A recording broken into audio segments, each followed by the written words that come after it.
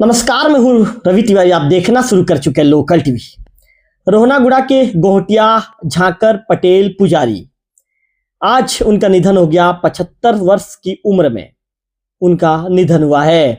देबो ब्लॉक के रोहनागुड़ा गांव से आज एक ऐसी खबर सामने आई है जिसने पूरे गांव को भावुक कर दिया है। गांव के ऐसे बुजुर्ग जिनकी पहचान सिर्फ एक नाम से नहीं बल्कि उनकी सेवा, उनका संस्कार और उनके आशीर्वाद से होती थी, आज वही गांव अपने गोहटिया पटेल और ग्राम पुजारी देवशरण नागेश जी को अंतिम विदाई दे रहा है। 75 वर्ष की उम्र में 2 साल से अस्वस्थ चल रहे देवशरण नागेश जी का आज अंतिम संस्कार किया गया। उनके जाने से गांव में जैसे सन्नाटा पसर गया है, माना गांव ने अपना अभिभावक खो दिया है। देवशरण नागेश जी सिर्फ एक नाम नहीं थे, वह रोहनागुड़ा गांव की पहचान थे। गांव के गोहटिया होने के साथ साथ पटेल भी थे और ग्राम देवी के पुजारी के रूप में उन्होंने वर्षों तक सेवा दी। गांव का हर त्योहार, हर पूजा, हर मांगलिक कार्य उनके हाथों से संपन्न होता था। उनकी स्वास्थ्य स्थिति पिछले 2 वर्षों से ठीक नहीं थी। परिवार लगातार सेवा में लगा रहा और आज उन्हें अंतिम यात्रा पर इन्हीं लोगों ने कंधा दिया जिनसे वह जीवन भर जुड़े रहे। परिवार के तीनों बेटे, वीरेंद्र कुमार जी बड़े बेटे हैं, कुंदन लाल जी मझले बेटे हैं और योगेंद्र नाथ जी छोटे बेटे हैं, ने आज पिता और अपने पिता को गांव के लोगों ने, अपने गोटिया को, अपने पटेल जी को नम आंखों से अंतिम विदाई दी। पटेल जी को जो अंतिम संस्कार किया जा चुका है और वे पंच तत्व में विलीन भी हो चुके हैं। सबसे खास बात यह है कि देवशरण नागेश जी के जो नाती हैं परमानंद नागेश जी, जो वर्तमान में गांव के सरपंच हैं, आज अपने जो दादा की अंतिम यात्रा में सबसे आगे खड़े दिखे। गांव वालों का कहना है कि परमानंद जी आज जिस कुर्सी पर हैं वहां तक पहुंचने में देवशरण जी के संस्कारों और दुआओं की बड़ी भूमिका रही है। गांव के लोगों ने बताया कि देवशरण नागेश जी कभी किसी के दुख में पीछे नहीं हटे, हमेशा सबकी मदद किया करते थे। गांव में आज भी लोग कहते हैं एक गोहटिया कम नहीं हुआ, एक पिता समान छाया चली गई है। आज पूरे रोहनागुड़ा गांव में शोक का माहौल है। गांव वालों ने एक स्वर में कहा, देवशरण नागेश जी जैसे लोग बार बार जन्म नहीं लेते, आज हमारा गांव सच में अनाथ हो गया। तो निश्चित तौर पर लोकल टीवी की टीम भी देवशरण नागेश जी को श्रद्धांजलि अर्पित करती है। ईश्वर उनकी आत्मा को शांति दे और परिवार को इस दुख की घड़ी को सहने की शक्ति दे। इस मामले को लेकर जो गांव के सरपंच हैं परमानंद नागेश जी को मैं फोन लाइन पर जोड़ूंगा और सीधा उन्हीं से बातचीत करूंगा कि परमानंद नागेश जी अपने जो दादाजी के निधन को लेकर क्या कहना चाहेंगे। उनके दादाजी ने जिस तरह से जीवन भर त्याग और सेवा और समर्पण के साथ ग्रामीणों के बीच रहे हुए क्या कहना चाहेंगे। परमानंद जी, आपके गांव के लिए एक दुखद घटना है, आपके परिवार के लिए एक दुखद घटना है, क्या कहना चाहेंगे परमानंद जी? जी भैया, हमारे ये जो दादा है ना, हमारे ये रोहनागुड़ा के गोहटिया हैं, झाकर और एक ज्योतिषकार हैं जी। तो विगत 2 वर्ष से थोड़ा सा लंबी बीमारी से ग्रसित थे जी। तो आज माने बीते रात को 10 बजे उनका स्वर्गवास हो गया। जी परमानंद जी, आपके दादाजी गांव के गोहटिया पटेल और देवी के पुजारी भी थे। उनके जाने से घर और गांव दोनों पर क्या असर पड़ा है? देखिए भैया जी, जब उनका देहावसान हो गया पूरे गांव में शोक का माहौल उमड़ पड़ा है और अभी उनकी शव यात्रा में भी भारी संख्या में लोग आए थे और दादाजी को अंतिम श्रद्धांजलि देके अभी गए। जी, आप ये जानना चाहिए, जी बताइए। जी, हमारे गांव में पूरे गमगीन माहौल हो गया है, सब अपनी शोक लहर में सब डूब चुके हैं, हमारे परिवार भी सब शोक में डूबे हुए भैया। जी परमानंद जी, हमारे परिवार के एक बट वृक्ष की तरह थे और सभी के लिए अच्छे मार्गदर्शन देते थे और हम उनके मार्गदर्शन में पले बड़े भैया। जो आज हम उनके मार्गदर्शन से चलने के कारण हमको जो भी आज जो स्थिति में है उन्हीं के मार्गदर्शन के हिसाब से भी हम लोग आज हैं।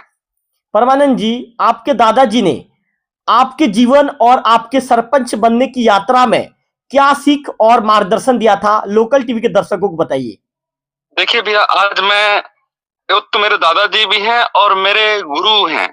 उन्होंने प्रारंभिक शिक्षा से लेकर ज्योतिष शिक्षा तक मुझे प्राप्त की और राजनीति शिक्षा भी उन्हीं की देन है। और उन्हीं के जो भी व्यवहार और उन्हीं के जो मार्गदर्शन में जो भी कार्य होता था, उन्होंने ही मुझे प्रेरित किया। गांव की सेवा किस प्रकार की जानी चाहिए, लोगों की सेवा किस प्रकार की जानी चाहिए, लोगों के साथ कैसा व्यवहार बनाए रखना, सभी शिक्षा उन्हीं का ही देन है भैया। परमानंद जी, गांव में लोग कह रहे हैं कि देवशरण नागेश जी गांव की पहचान थे। आपको क्या लगता है उनके बाद गांव में जो कैसी कमी महसूस होने वाली है, क्या लग रहा है आपको? देखिए भैया, उनका जाना पूरे गांव के लिए बहुत ही बड़ा एक घटना है और ना उनकी जो गई हैं उनके भरपाई करना बहुत कठिन है भैया। परमानंद जी, आपके दादाजी पिछले 2 वर्षों से अस्वस्थ थे। परिवार और गांव वालों ने इस दौरान कैसी सेवा और कैसा साथ दिया? देखो, 2 साल से अस्वस्थ थे और फिर मेडिसिन जो उपचार किए उस समय ठीक ठाक थे, चल फिर पाते थे, लेकिन क्या करोगे, लंबी बीपी का बीमार समस्या था उनको जी। हाँ, तो आज सब लोग हम लोग परिवार सेवा किए, जितना हो सके उतना सेवा किए और हम सभी को सेवा करने का मौका मिला भैया। जी। परमानंद जी, गांव देवी पूजा और गांव की पारंपरिक व्यवस्थाएं आपके दादाजी ही संभालते थे। आगे इन परंपराओं को बनाए रखने के लिए आप लोगों की और क्या सोच है?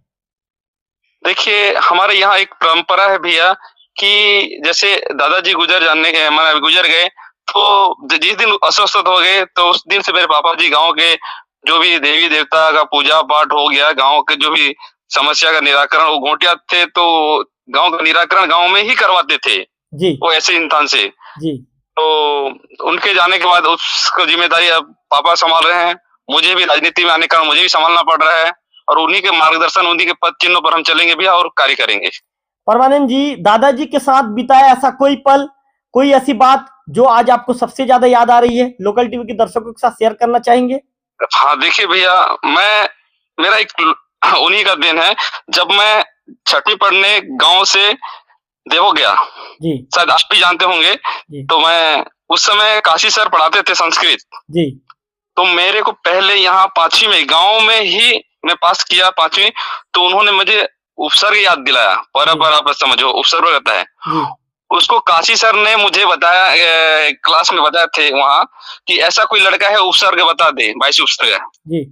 तो मैं यहाँ गांव का लड़का जाके वहां 22 उपसर्ग बताया ना, तो मुझे बहुत तारीफ मिली भी और उन्हीं के जो माने जो मेरे को शिक्षा दिए थे उपसर्ग का पहला शिक्षा जी, मैं बहुत ही पॉपुलर हो गया था भैया वहां स्कूल में जी।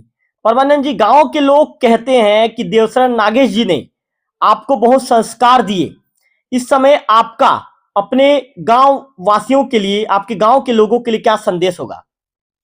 देखो, दादाजी गांव को अपना परिवार समझते थे और गांव के सुख दुख या किसी भी अन्य समस्या हो तो वो तुरंत निराकरण करते थे और उन्होंने मुझे मार्गदर्शन दिया है कि भविष्य में भी गांव में जो भी समस्या होता है, गांव को अपना परिवार समझ के कार्य करेंगे बोल के हमको ये शिक्षा दिया है। और गांव वालों को भी मैं ये प्रॉमिस देता हूँ कि उन्होंने आप गांव के लिए जो कार्य किया, उन्हीं के पद चिन्हों के आधार पर भी हम उनके वारिस होने के नाते हम गांव की सेवा करेंगे, गांव के सुख दुख में साथ रहेंगे और गांव को अपना परिवार समझ के आगे भी चलते रहेंगे गांव वालों के साथ।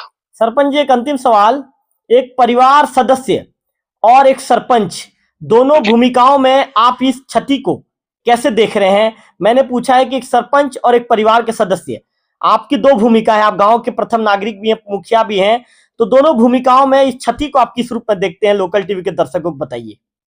देखो भैया, ये बहुत बड़ी क्षति है। उन्होंने जो भी शिक्षा दीक्षा, वो बहुत एक यानी शास्त्र ज्ञान भी उनको था और ज्योतिष ज्ञान था, सभी प्रकार ज्ञान के परिपूर्ण थे और उन्होंने जो भी शिक्षा दीक्षा दी है उनको मैं गांव में संचालन करूंगा और आगे भी ये कार्य जारी रहेगा। चलिए परमानंद जी, लोकल टीवी के साथ जुड़ने के लिए आपका विशेष तौर पर धन्यवाद। निश्चित तौर पर परमानंद जी, आपके परिवार के लिए काफी दुखद पल है।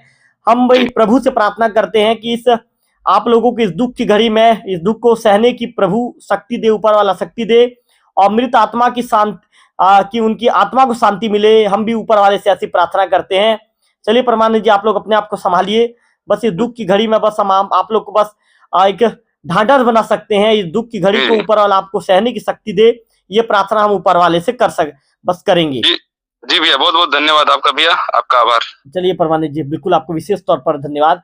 तो परमानंद जी को आप सुन रहे थे, जो रोहनागुड़ा की युवा सरपंच है। उन्होंने बताया कि उनके दादाजी का गांव के लिए क्या योगदान रहा है। उन्होंने बताया कि जब उनके दादाजी का जब अंतिम यात्रा उनके घर से निकली तो पूरे गांव में गमगीन माहौल था। गांव के पूरे लोगों की आंखें नम हो गई थी। गांव के लोग शोक में डूब गए थे और अपने चहेते, अपने पटेल, अपने गोहटिया जी, अपने गांव के झाकर और देवसरन जी के साथ किए हुए कार्यों को याद कर रहे थे। उनके द्वारा किए गए, गांव के लिए किए गए कार्यों को भी याद करके दुखी हो रहे थे। अगले वीडियो में फिर होगी आपसे मुलाकात, तब तक बने रहिए लोकल टीवी छत्तीसगढ़ के साथ।